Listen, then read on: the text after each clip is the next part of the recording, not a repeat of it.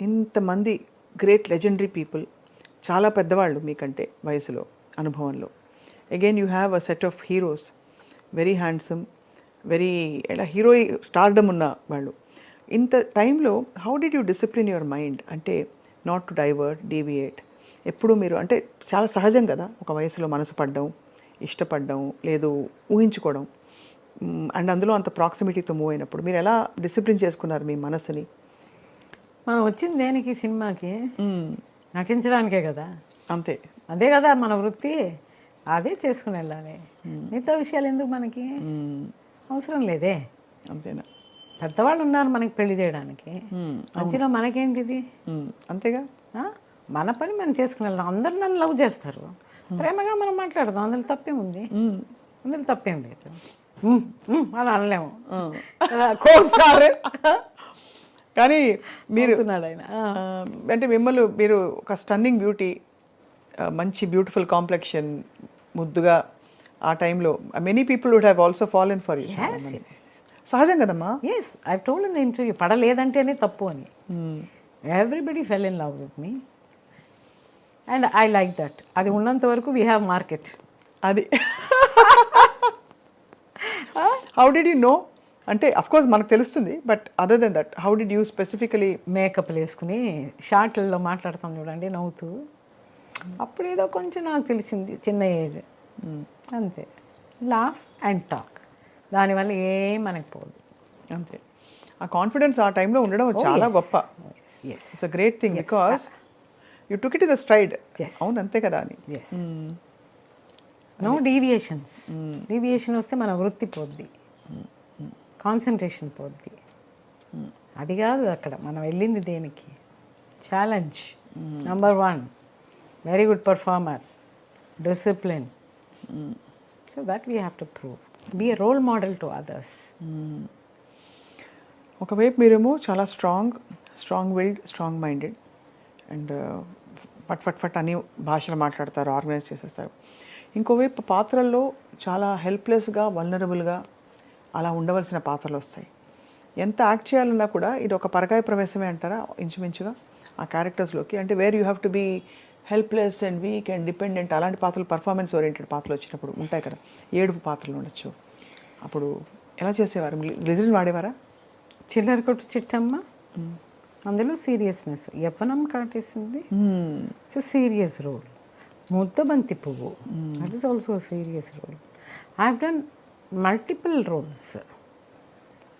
కొన్ని గ్లిజరిన్ లేకుండానే వస్తాయి, కొన్ని బిగినింగ్ స్టేజ్లో I use to apply just little, అంతేగాని దాని తర్వాత మై ఐస్ గాట్ యూస్డ్. ఆ సీన్లో ఇన్వాల్వ్ అయినప్పుడు ఇట్ కమ్స్ ఆటోమేటిక్లీ. అవును. So that goes without saying. Obviously 200 పైన సినిమాలలో మీరు ఏ సినిమా మీకు ఇష్టం అండి అని అడిగితే అన్యాయం అది. బట్ మీరు అప్పుడప్పుడు మనం ఒక పాట మనం పాడేవాళ్ళం అయితే ఒక పాట పదే పదే వేసి వింటాం. అలా మీరు మళ్ళీ ప్లే చేసో యూట్యూబ్లోనో అక్కడ ఇక్కడ చూసే సినిమావా పాట? సినిమాలు ఎక్కువ యూట్యూబ్లో నేను చూడలేదు. పాటలు అయితే ఈ ఫోనుల్లో చాలా మంచి పాటలు ఉన్నాయి. అన్నీ బాలుగారి దగ్గర స్టేజ్లో చెప్పాను, 200 సినిమా పైన యాక్ట్ చేశాను, అన్నిట్లోనూ బాలసుబ్రహ్మణ్యం గారు పాడారంటే. అవును, అన్ని సినిమాల్లోనే ఆవిడది నేను పాడాను అని చెప్పారు. అలాగా సోగ్గాడు, 7 కొండలవాడ, సావాసగాడు, కృష్ణ గారితో ఒక సాంగ్, హిట్ సాంగ్ అది. దెన్ రవివర్మకి చిల్లర కొట్టు చిట్టమ్మ, సువ్వి, కటకటాల రుద్రేలో ఈ ఎదురు గాలికి, కల్పన, దిక్కులు చూడకు రామయ్య మీరు పాడింది. అలా చాలా అన్ని పాటలు అరంలోనూ సరే, తమిళ్లోనూ సరే, తెలుగులోనూ సరే చాలా పాటలు నాకు హిట్ అయ్యాయి.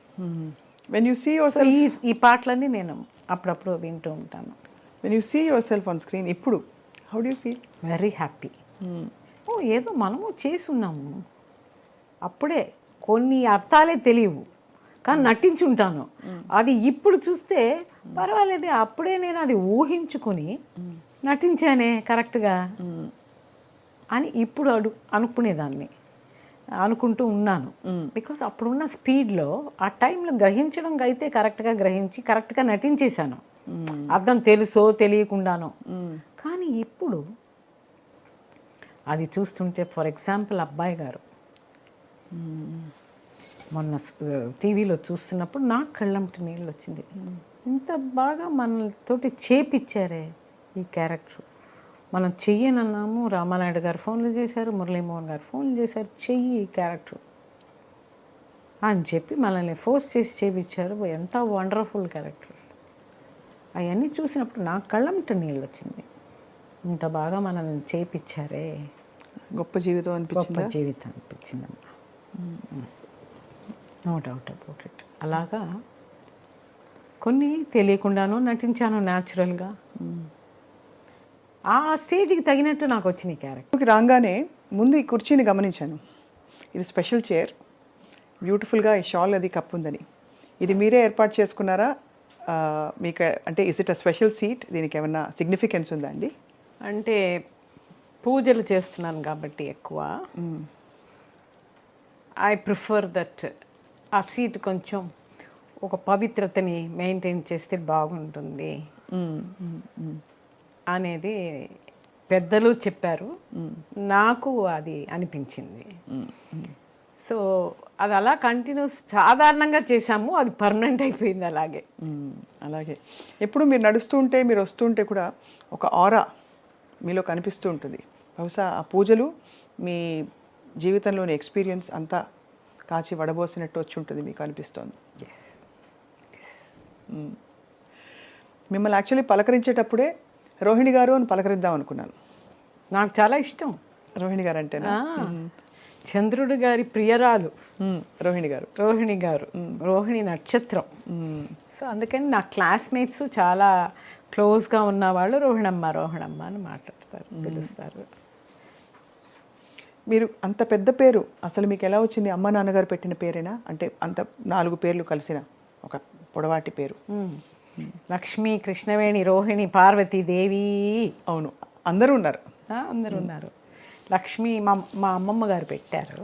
అమ్మమ్మ గారు అమ్మ కలిసి. శుక్రవారం పుట్టాను కాబట్టి లక్ష్మి. కృష్ణవేణి అనేది కృష్ణ జయంతిలో పుట్టాను కాబట్టి కృష్ణ జయంతి. రోహిణి నక్షత్రంలో పుట్టాను కాబట్టి రోహిణి. పార్వతీదేవి వచ్చి మా అమ్మగారు నేను కడుపులో ఉన్నప్పుడు ఇక్కడ కపాలీశ్వర గుడి అని ఒకటి ఉంది, పెద్ద శివుడు గుడి. అక్కడ వృక్షం కింద కూర్చుని పూజ చేసేవారట. సో ఆవిడ ఒక బ్లెస్సింగ్స్లో నేను పుట్టానని చెప్పేసి లాస్ట్లో పార్వతీదేవి. మెయిన్గా నక్షత్రం రోహిణి కాబట్టి రోహిణమ్మ రోహిణమ్మ అని పిలుస్తాను. సరే, మీకు జయచిత్ర గారిగా నామకరణం ఎలా జరిగిందో ఎలాగో మాట్లాడతాం. బట్ మీరు చిన్నప్పుడు అమ్మగారి నటి అన్న విషయం కూడా తెలుసు అందరికీ. సో అమ్మగారు నాన్నగారు ఇద్దరు మీ నటనని ప్రోత్సహించేవారా? చాలా. ఎందుకంటే నాట్యం నేర్చుకున్నాను నేను. మా అమ్మమ్మ గారు నాతోటే వచ్చేవారు, సుబ్బలక్ష్మి గారు.